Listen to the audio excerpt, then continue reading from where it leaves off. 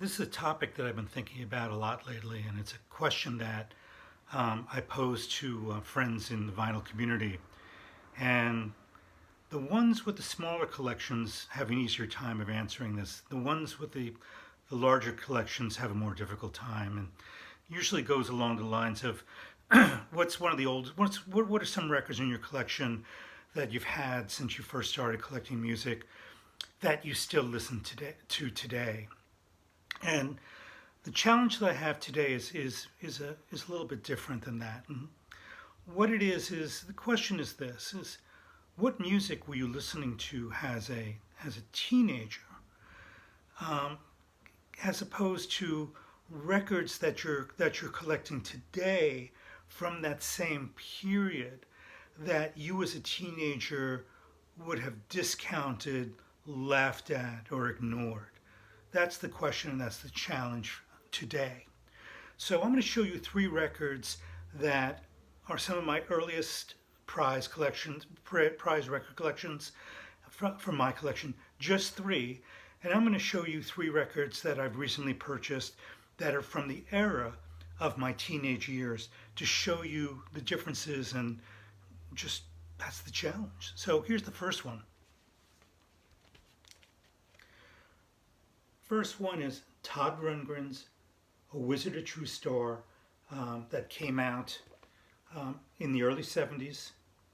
And this was a record that I think I knew every passage. I could probably sing the whole record in a shower.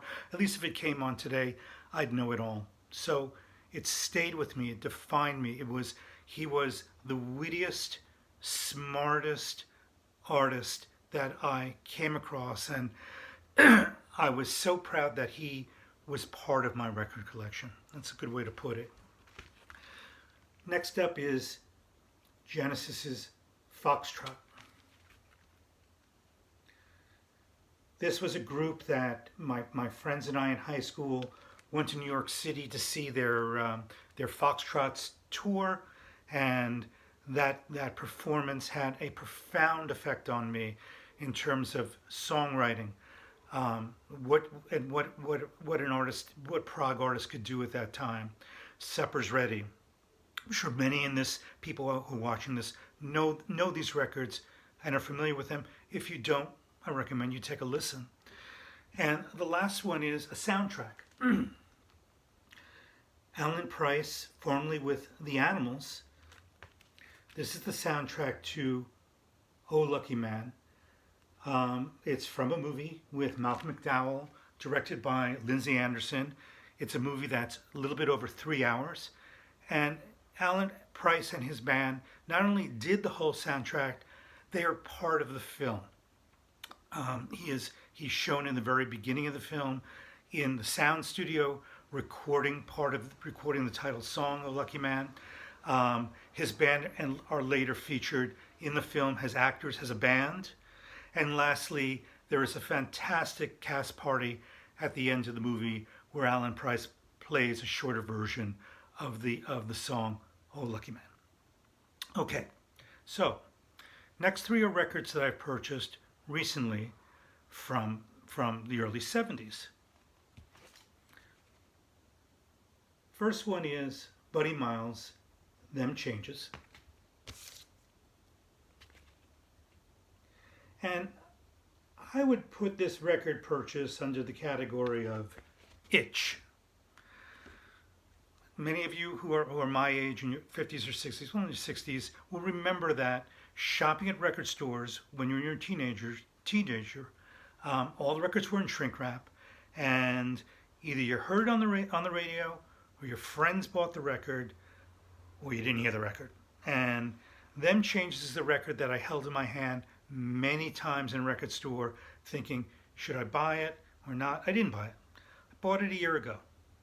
And after listening to it, I don't think my 13-year-old self would have appreciated it. Maybe I would have, but it certainly didn't fall into the mold of music that I was listening to back then.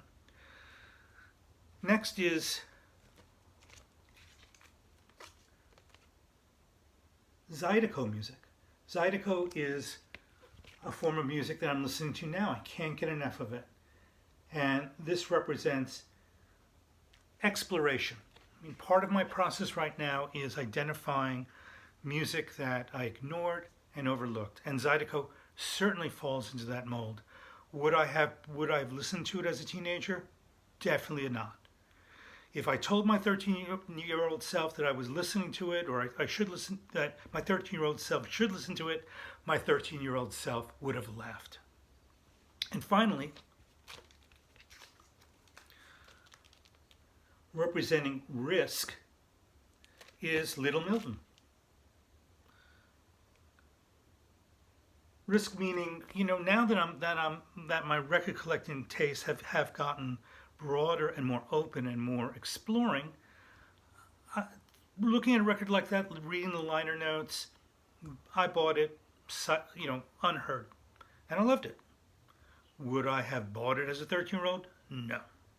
So that's my challenge. I'm hoping that that this resonates with some of you, and you might respond back with a video, and you'll see the title of this tag or challenge, and that's it. Thank you for listening.